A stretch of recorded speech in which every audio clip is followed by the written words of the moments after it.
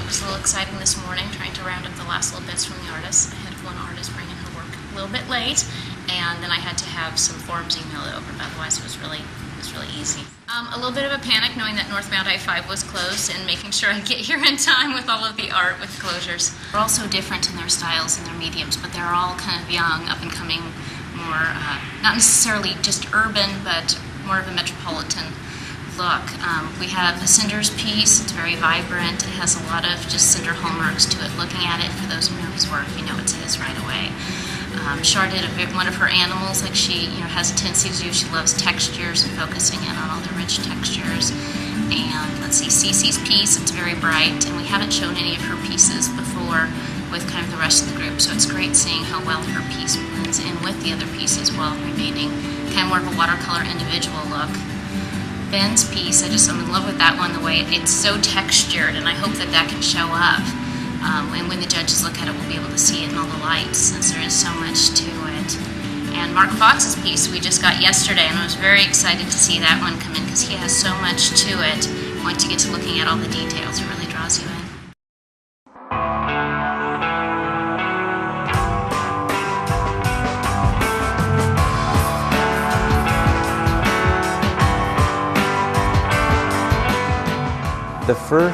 I believe the first couple years I was juried in.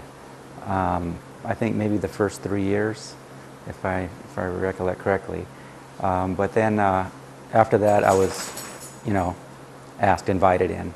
Special collection, I think probably maybe 3 years.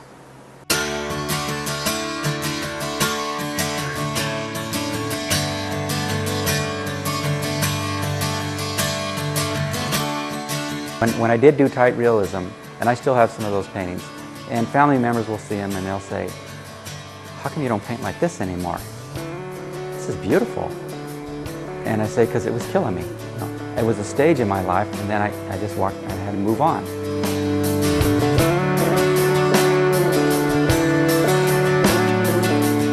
You have an audience and you can get comfortable. But when you step away from that audience, if you're doing tight realism and everybody thinks it's wonderful, then you can do that for the rest of your life, fine. Some people do that.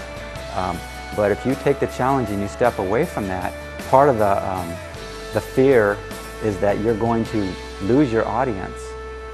But what you find out, which is a kind of a delightful surprise, is that you find out you find a whole new audience. And that's a good feeling, because you find it when anywhere you move in an art form, there's going to be somebody there. There's going to be an audience there that can relate to that. And that's a good feeling.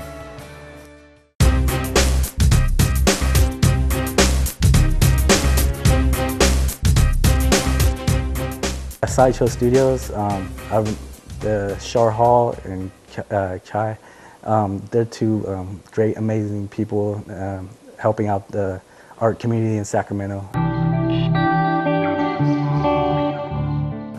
It's a big compliment when she asked me to be into it, help represent the gallery and stuff, to be part of the auction and stuff. So. Sideshow Studios, is this Mark?